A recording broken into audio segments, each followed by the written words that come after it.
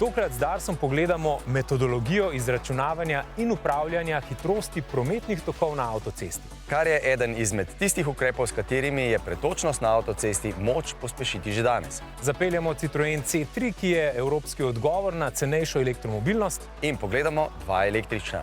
Jeep Avenger in Toyota BZ. BZ je kratica za Beyond Zero, onkraj ničle.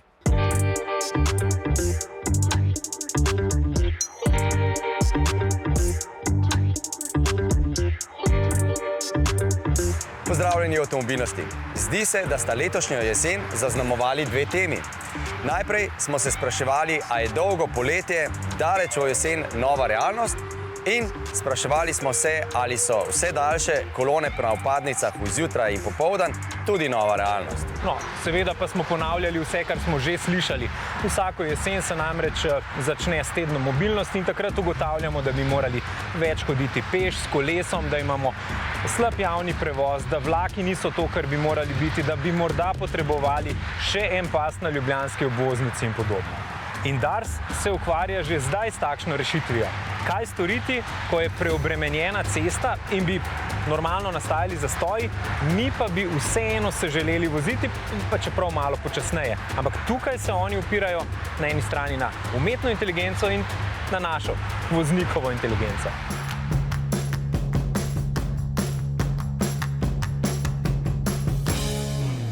V bistvu postavljamo en novi sistem speed management, upravljanje hitrosti na vseh vpadnicah proti Ljubljani in Ljubljanskem ringu. To pomeni, da postavljamo nove spremljive znake na tistih odsekih, kjer še ti niso stali. To pomeni, da vsak odsek bo pokrit s spremljivim znakom, sistemom zbiranja prometnih podatkov, torej detekcijo, in vse vpadnice in Ljubljanski ring bo v tem sistemu tako imenovanega speed managementa, torej upravljanja hitrosti, s katerim bomo potem glede na potrebe zniževali hitrost, zvišali hitrost, da bo prometni tok bolj tekoč. Mi uporabljamo umetno inteligenco pri napovedovanju zastoja, torej količina teh podatkov je tako ogromna, da ljudje v naših nadzornih centrih tega ne morejo obdelati hitro, in s pomočjo strojnega učenja, ki je ena veja umetne inteligence, smo začeli z letošnjim letom napovedovati zastoje. In tukaj smo zelo uspešni, kajti upoštevamo vse praznike v tujini, v Sloveniji, počitnice v tujini, v Sloveniji, kajti mi smo tudi odvisni od počitnic v Nemčiji, na Nizozemskem. Kar pa je zelo, zelo dobro, kar smo s to umetno inteligenco dosegli, je to, da tudi upoštevamo vremensko napoved na Jadranu. Brez tega sistema smo včasih spregledali, da je vikend na Jadranu napovedano slabše vreme in smo imeli povečano gostoto že v četrtek, petek iz Jadrana proti Nemčiji, naprimer. Sedaj tudi te podatke upoštevamo, torej sistem predvidi, da če bo na Jadranu v soboto, nedeljo zelo slabo vreme, lahko pričakujemo, da se bo turisti že vračali v četrtek popoldan celi petek. To pomeni, da mi s tem že tudi načrtujemo dela, torej da ne delamo vzdrževalna dela, obnovitvena dela v četrtek, petek, ker bo povečan promet. To je ena stvar, druga zadeva pa je, da se pripravimo v nadzornih centrih, da pričakujemo večjo količino prometa iz smeri Jadrana proti Ljubljani in potem lahko z uravnavanjem hitrosti zagotovimo, da bo promet skozi Ljubljano v vse smeri čim bolj tekoč. No, tukaj pa smo prišli do točke, ko si moramo zastaviti vprašanje, ki nam verjetno ne bo najbolj všeč. Ker vprašanje namreč ni samo to, kaj lahko Dars naredi za nas, ampak tudi to, kaj lahko naredimo sami za to, da skrajšamo čas potovanja. In odgovor je zelo jasen. Zelo veliko lahko naredimo. V praksi pa to pomeni to, da kot vozniki, ko bomo na cesti videli omejitev hitrosti, se je bomo morali začeti držati. Ker če je ne bomo, bomo v nekem trenutku zagotovo močno zavirali in posledično tudi stali. Na drugi strani, če se bomo držali te omejitve, kljub temu, da bo cesta morda pred nami tisti trenutek prazna, bomo omogočali, da bo promet tekel. No, pa saj ni vprašanja, a se na avtocesti bomo ali moramo. Seveda se moramo, ampak kot v avtomobilnosti večkrat rečemo, promet je ekipna igra. In bolj nazornega prikaza, kako ekipna igra to je, skozi ta sistem ne bi moglo biti. Tudi mi spremljamo sosednje države, ki že ta sistem uvajajo, torej Dunaj, München, ampak zelo je odvisno od temperamenta voznikov, od vrste voznikov, ali vozniki to upoštevajo, ali so dovolj izobraženi, ali ne razumejo ta sistem. Tako tukaj je zelo težko to primerjati. Če bi neke sporednice vzeli iz drugih razvitih držav, bi lahko ne vem, neko številko 10 do 20%, da bi znižali zastoje v jutranjih popoldanskih konicah. Seveda, tukaj moramo vsi igrati to igro po pravilih, torej in mi, ki v nadzornem centru to omejujemo, in vozniki, ki potem vozijo in razumejo, zakaj je zjutraj, ko še ni gužve, že omejitev hitrosti. Moramo vedeti tudi, da imamo veliko tovornih vozil, tudi veliko pretežkih tovornih vozil in na let tovornega vozila zastoj, vemo, so posledice katastrofalne. Tako da pretočnost in varnost in zadovoljstvo uporabnikov, tako da tukaj so učinki na več področjih, tudi na gospodarstvu, turizmu, okolju, tako da tudi okolje bo pri tem pridobilo, ker bo manj zastojev in pretočnost na ljubljanskem ringu, ki pa je zelo obremenjen, torej z mestnim prometom, z slovenskim prometom, ki centralizira proti Ljubljani, z mednarodnimi tokovi, ki se povečujejo, tudi smer Balkan, karavanke se povečuje, tako da bomo ohranili nek nivo storitve, moramo ta sistem začeti uvajati. In tukaj seveda apeliram na vse voznike, da ko bomo s tem naslednje leto začeli, da spremljajo naše objave, naše napotke, mi se bomo povezali tudi z Agencijo za varnost prometa, policijo, tako da bomo skupnimi močmi voznikov skušali dopovedati, zakaj je omejitev in zakaj se je treba tega držati. Primerjava z nekaterimi drugimi prometno prav tako močno obremenjenimi evropskimi mesti je torej pokazala, da če bi se vsi ravnali po priporočenih hitrostih, imeli torej dovolj visoko prometno kulturo, potem bi lahko čas potovanja skrajšali tudi do 20%. No, in tega bo v prihodnosti še več. In glavni izziv, ki je pred nami vozniki, je torej ta, da ko je omejitev nižja od tiste, ki jo pričakujemo na avtocesti, da se prilagodimo. Ker je težko, če je cesta pred tabo prazna in bi lahko vozil hitreje. In to zna biti zalogaj. In zdaj bi prav prišla ena dobra prometna samorefleksija. In če smo pravzaprav zelo odkriti in pošteni do sebe, potem lahko z mirno vestjo rečemo, da je včasih že 130 km/h kar precejšen zalogaj. Kako se bomo torej zadržali in peljali recimo 100 km/h takrat, ko bo avtocesta prazna, je res kar velika dilema. In da ne bo celoten sistem in vse raziskave, da ne bodo same sebi namen, bo potrebna pomoč tudi recimo kakšnega drugega deležnika in nadzornikov prometa, tudi policije. Sistem bo že zjutraj, preden bo prišlo do prometne konice, preden bo večja gostota prometa, preden bomo se začeli ustavljati, bo predlagal oziroma prikazal na spremljivi signalizaciji omejitev hitrosti 100, 80, 60. In če mi v tistem času ne upoštevamo te hitrosti, potem pretočnost ne bo takšna, ko smo si jo zadali s tem sistemom. Tako da mi načrtujemo na vseh teh odsekih tudi vzpostavitev sekcijskega merjenja hitrosti, torej da bomo z radarji nadzirali, ali upoštevajo vozniki ali ne, in pa sodelovanje s policijo, da bo to tudi potem sankcionirala. Ker najtežje bo, to se vsi zavedamo, da voznik v teh primerih, kot je bilo opisano, ne bo upošteval hitrosti, ker bo pred sabo videl 200-300 metrski odsek, kjer bo prazno, ampak mogoče za tistim odsekom pa vozila že stojijo. In kaj delamo danes? Danes pač vozimo do konca z najvišjo hitrostjo, ki je še možna, in potem za zavojem, kjer je zastoj, se vsi ustavimo. In čim se enkrat ustavimo, se začne dogajati ta harmonika efekt, ustavljanje, speljevanje, ustavljanje, speljevanje. In s tem sistemom, s temi portali, s temi programi prometnimi, ki jih bomo inštalirali, in s tem omejevanjem hitrosti, v kombinaciji z radarjem, v kombinaciji z osveščanjem voznikov, s policijo, bomo skušali hitrost znižati do te mere, da bo čim bolj tekoče, da se bo voznik na priključkih lahko enostavno vključil v promet in potem nadaljeval vožnjo, ker zdaj tudi se ne more vključevati, ker se hitrosti zelo hitro spreminjajo, bremzamo in speljujemo. C3 za Citroen zelo pomemben model prihaja v 4. generaciji in lahko rečeva, da v pravem trenutku in s pravo ponudbo. Kar pa je tudi sicer značilno za to znamko, ki je že večkrat v zgodovini znala pokazati, da zna najti prav trenutek in prav produkt za zelo široko populacijo kupcev. In C3 dokazuje, da je lahko udoben, varen, uporaben in hkrati cenovno privlačen. Električen avto. Pod to ponjavo tukaj spodaj se skriva zelo velika zgodba, ampak velika zgodba ni v tem, da je C3 postal mali SUV, pa tudi ni v tem, da je C3 postal EC3, se pravi električni avtomobil.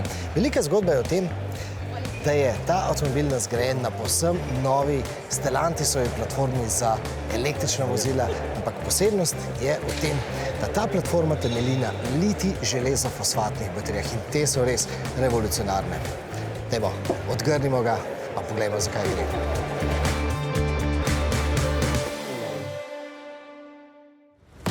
Citroën has a legacy of always solving the problems of people and society. Forget everything you know about electric cars. We are a brand that dares.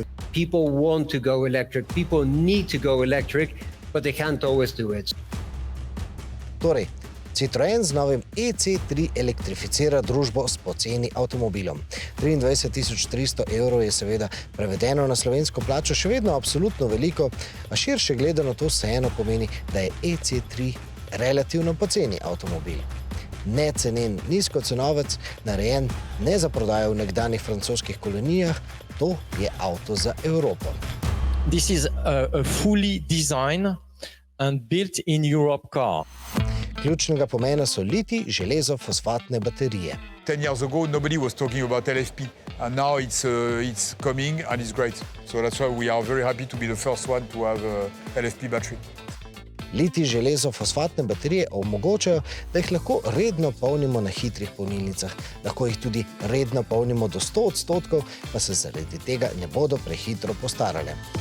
Koncern Stellantis je pri uvajanju novih tehnologij vedno precej zadržan in zato bo tudi ta EC3, čeprav popolnoma optimiziran za električni pogon, na voljo tudi z bencinskim motorjem.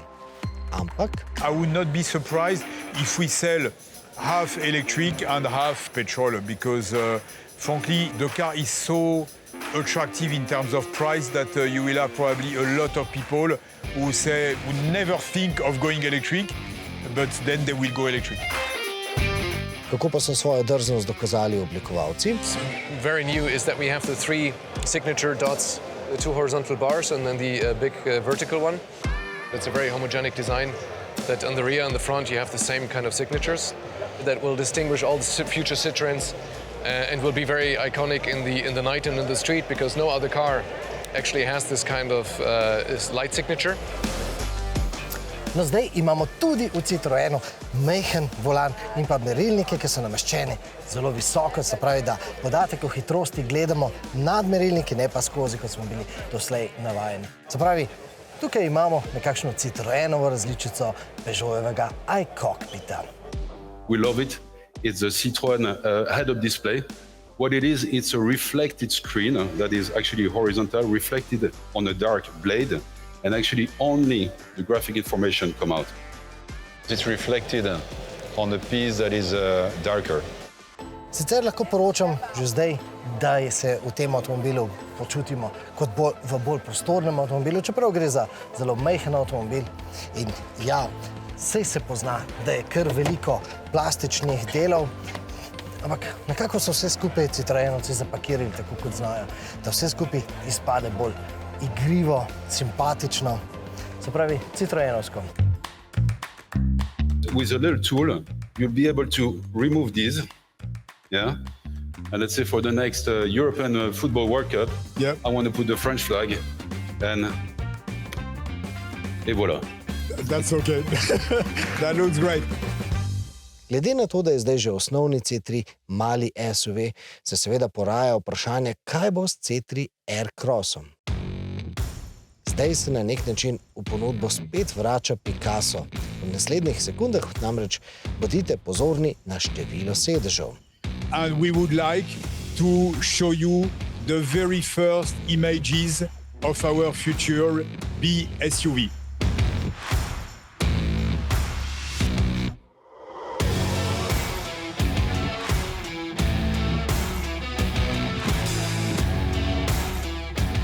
As you can see, the surprise on the, perhaps I call it the replacing of the new C3 Aircross. And to have in mind, these two cars will be developed in the same time. In reason why, when we have cost efficiency on this car, it will be as we know for the new after.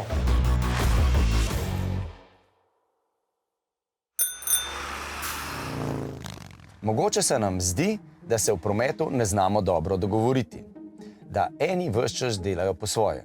še posebej v svojo korist. Lahko pa na to pogledamo tudi z druge strani ceste in rečemo takole: kaj pa, če se nas večina čisto dobro sporazume in ravnamo tako, kot je prav, in zato bistveno bolj jasno vidimo tiste, ki ne delajo tako. Kakorkoli že, sporazumevanje ni enostavna reč. In ko na križiščih, na primer, še ni bilo semaforjev, je bilo življenje videti takole. Potem so na sredino križišča postavili policaja. Mimogrede, to je bil sila nevaren poklic. Naslednji korak je bil, da so leta 1868 v Londonu, prav nasproti parlamenta, postavili prvi semafor. Po 3 mesecih je eksplodiral. Deloval je namreč na plin. Ampak ne glede na to, s temi tehnološkimi novostmi so ljudje že spoznali, da je moč v križišču komuniciranje med ljudmi, prečkanje in srečevanje urediti na boljši način. Kar pa ne pomeni, da v nadaljevanju ni manjkalo težav, tako tehničnih kot povsem človeških. Semafor nekoliko kasneje dobi elektriko in s tem tudi 2 barvi, zeleno in rdečo. Ti zamenjata znaka stop in go. Kar nekaj časa je še manjkala rumena barva in ko je prišla, je občutno zvečala prometno varnost v križiščih. In tako ugotovimo, da je v komunikaciji barva še kako pomembna. Eden zelo pomembnih inovatorjev na področju semaforja je v ameriškem Clevelandu svojo inovacijo povzročil pravo prometno revolucijo. Svojo inovacijo je prometno varnost dvignil na veliko višji nivo. Garrett Morgan je bil pri tem zelo uspešen, pri nečem drugem pa sila neuspešen. Pri promociji svojega produkta. Bil je namreč temnopolt sin ameriških sužnjev in kot tak je dobil zelo jasno rdečo luč, ko je želel kje predstaviti svojo tehnološko novost. Zato je svoj patent prodal podjetju General Electric. Ta pa je inovacijo hitro razpršil po celem svetu. Kakorkoli obračamo, tehnologija nam lahko ponudi le roko. Vse ostalo moramo narediti sami. Za zdaj. S tole Toyoto BZ4X, s tole konkretno Toyoto BZ4X je nekaj narobe. Namreč je FWD. Torej, F kot four-wheel drive, no, žal ne. Pri Toyoti namreč 4-kolesni pogon označuje z AWD, se pravi all-wheel drive, se pravi vsekolesni pogon. Seveda, napaka je mogoče pretirana beseda, a odločitev, ali vzamete FWD ali pa AWD, pomeni, da tudi s tem definirate, kaj želite od tega avtomobila.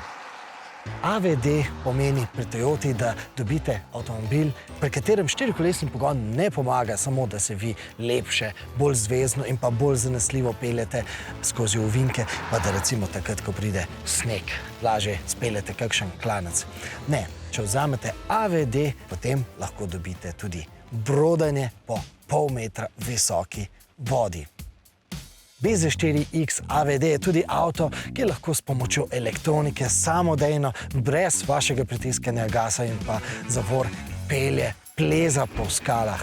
To je namreč avtomobil, ki takoj pokaže, da so ga zasnovali sami terenski zanesenjaki. In seveda pri Toyoti, glede na terenske izkušnje, jih imajo na pretek takšnih inženirjev. Sploh pa, če potem združijo moči še eno znamko, ki pa sploh izdeluje samo takšne 4-kolesno gnane avtomobile. Se pravi, seveda govorimo o znamki Subaru, s katero Toyota tako ali tako že ves čas sodeluje.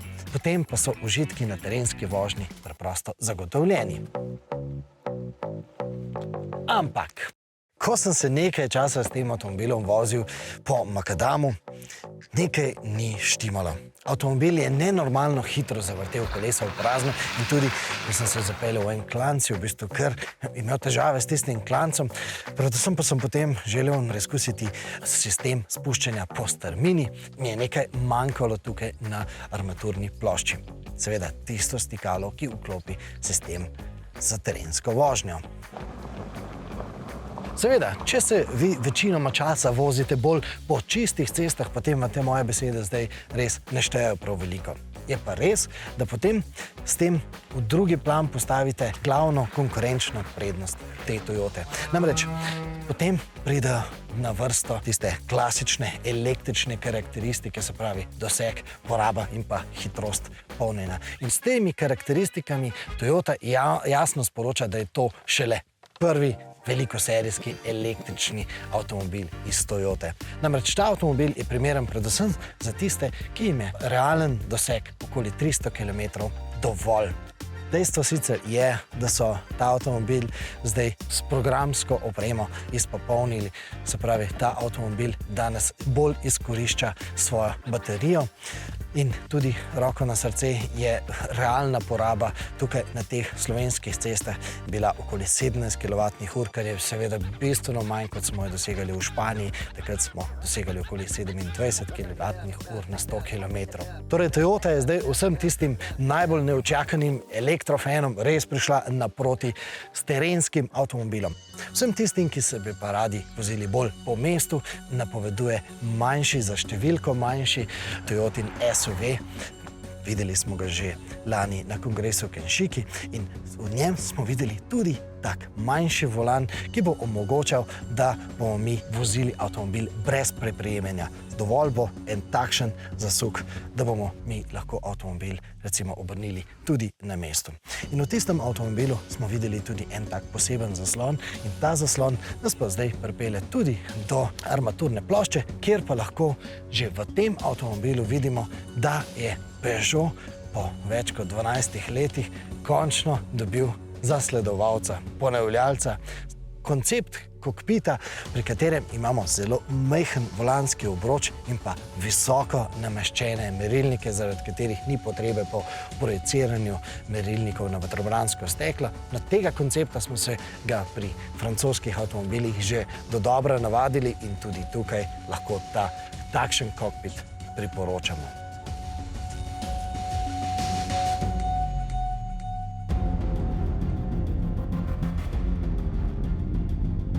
Jeepa Avengerja je od skupno 57 novinarjev, ki smo glasovali za letošnji evropski avto leta, kar 21 postavilo na prvo mesto. Prvega zasledovalca je Avenger premagal za skoraj 100 točk. In večina vseh, ki smo glasovali za Avengerja, smo na prvo mesto kot njegovo najboljšo lastnost postavili vozne lastnosti. Dovolj je bilo namreč le nekaj 100 metrov oziroma nekaj zavojev, da smo soglasno ugotovili, da se Avenger izjemno dobro drži ceste, da navkljub električnemu pogonu ni neprijetnega poskakovanja v ovinkih in da se tudi na slabi podlagi pelje izjemno.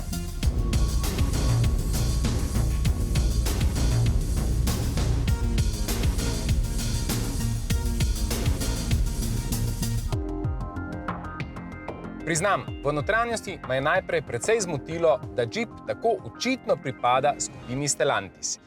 Nekatera stikala, gumbi in celo ključ so bili že videni, saj jih najdemo v avtomobilih drugih znamk združenih v omenjeno skupino. A kakorkoli, skozi testne vožnje in čas preživet v notranjosti je ta motnja izginila. Navsezadnje vsa v narekovaju moteča stikala delujejo dobro, predvsem pa so tam, kjer pravzaprav morajo biti. Tudi s ključem ni težav, saj ga lahko imate v torbici ali v žepu, ker se avto odklene sam, ko se mu približate. Vse ostalo pa je v Avengerju na mestu. Volanski obroč je prijeten in lepo sede v roki, predvsem pa navdušijo stikala na njem, ki sicer na prvi pogled delujejo preveč ceneno in enostavno, a prav zaradi tega je rokovanje z njimi več kot odlično. Oblikovno pa navduši tudi armaturna plošča, ki je enostavna, pa po drugi strani vseeno dovolj igriva, da ni dolgočasna. Prestavne ročice ni, saj za prestavljanje skrbijo gumbi, oba zaslona pa sta odlično pregledna, pri čemer osrednji deluje hitro in brez zatikanja oziroma zmrzovanja. Morda malce posebna je zgolj sredinska konzola. Zlaganje pokrova sredinskega predala je namreč malce posebno, a verjemite, da se ga človek hitro privadi, nato pa se izkaže za povsem praktičnega. In ja, po zagotovilih inženirjev se v sredinsko konzolo lahko pospravi celotno količino letalsko dovoljene kabinske prtljage. Avengerja električni motor premika s pogonom na prednji kolesi, a so vozniku na voljo različni vozni programi, s katerimi se avto lažje spopade, tako z makadamom, blatom ali celo snegom. Jasno, štirikolesnega pogona se samo s prednjim pogonom ne da nadomestiti, a vseeno nas je Avenger z vožnjo in zmogljivostjo prijetno presenetil. Če k temu dodamo še nekaj številk, ki pravijo, da je avto od tal oddaljen 209 mm, da so baterije, motor in podvozje še izdatno zaščiteni in da vstopni ter prehodni kot znašata 20 stopinj, izstopni pa kar 32 stopinj, je jasno, da se Avenger tudi slabega terena ne boji.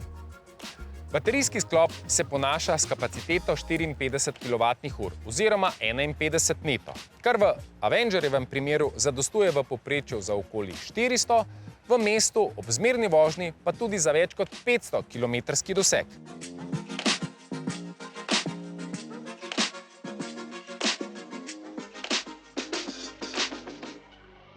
Verjetno ste opazili, da sva bila danes ves čas vdaje v prav posebni družbi, Robete Apollo. Ta pa stoji na osnovi Oplovega Movana. No, verjetno vas zanima, kaj takšen potovalni kombi ponuja. Okoli 13 kvadratnih metrov za 4-člansko družino je pa prednost recimo potovalnega kombija v primerjavi z avtodomom to, da je nekoliko bolj okreten ter tudi poraba. Pa še vsaj dve posebnosti najdemo, da je super udobna in luksuzna in predvsem, da nastaja na Koroškem. Več o koroškem biseru pa na naših spletnih straneh rtvslo.si/avtomobilnost, mi pa se vidimo kmalu. Srečno!